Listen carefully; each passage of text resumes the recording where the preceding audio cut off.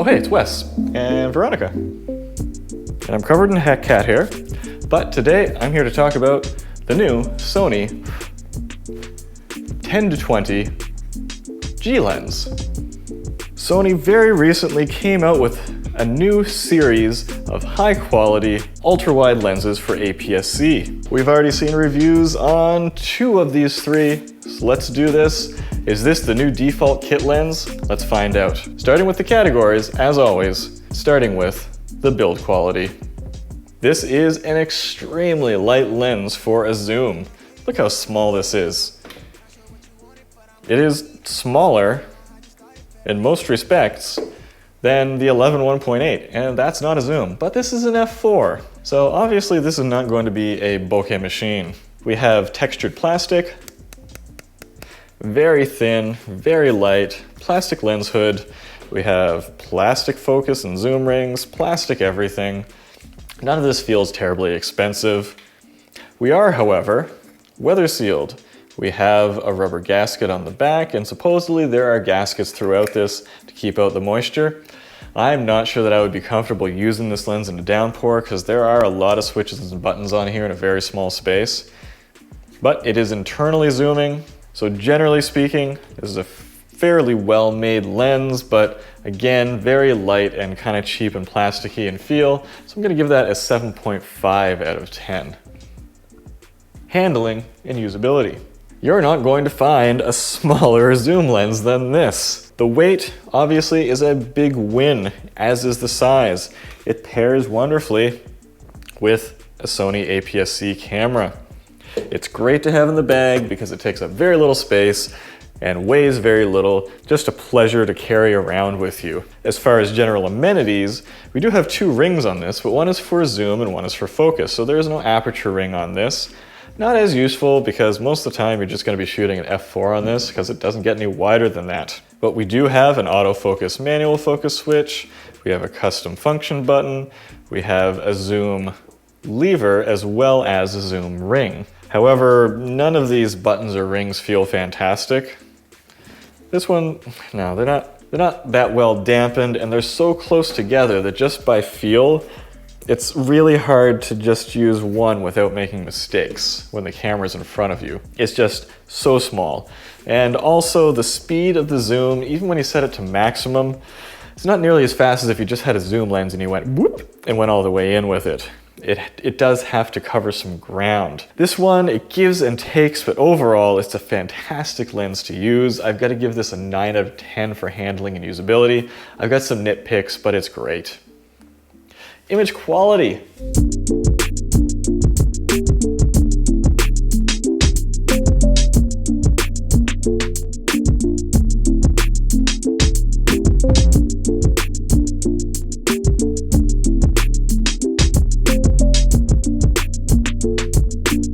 I did not expect this lens to be that great, especially wide open, but wide open I found it to be sharper than the 15G was wide open.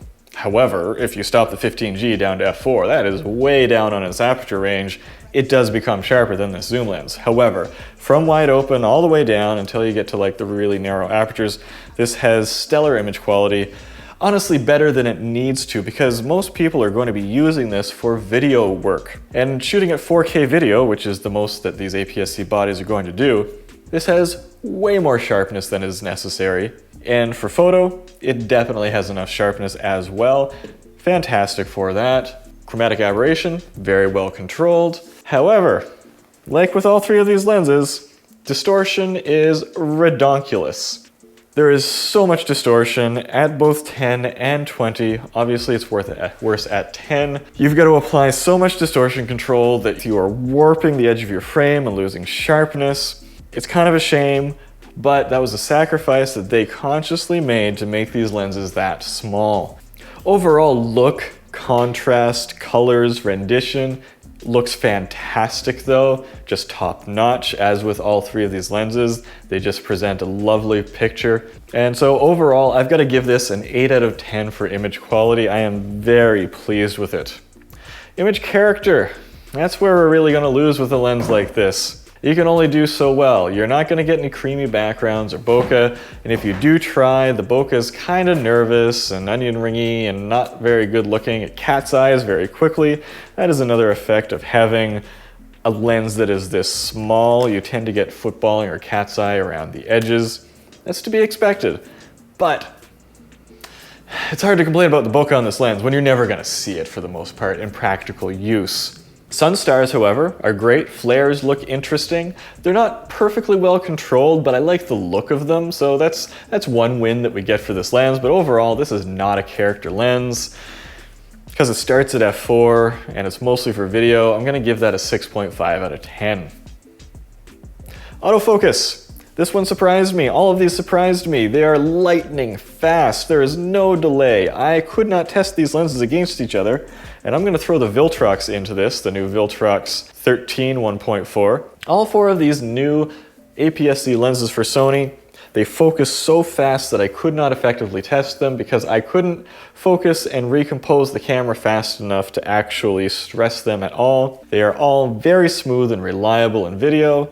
I would just say that this one's a little bit worse at like eye and face detect autofocus than the other ones, but I think that that's just because this is an f4 lens. It's just never going to have as much light. If you use this lens inside, which I don't strongly recommend, you're not going to get great image quality or great autofocus because you have so little light. You're already on APS-C and you're down to f4 right from the get-go. That's rough. But if you're outside, this is phenomenal. I'm gonna give this a 9 out of 10 for autofocus. Great work for all of these lenses, just phenomenal. Value, this is a complicated one. Sony already had an older 10 to 18 f4. It was $900, not fantastic quality.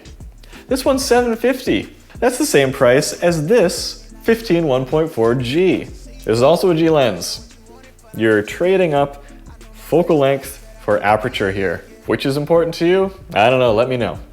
For me, I'd rather have aperture, but if you're a zoom person and you want to do some zoom stuff, this is a versatile lens. It gets you all the way out to 10 millimeters, not entirely, because A, you're going to be using active stabilization, which crops in on your sensor, and B, you have a ton of distortion that has to be corrected, so that crops in on a little bit too.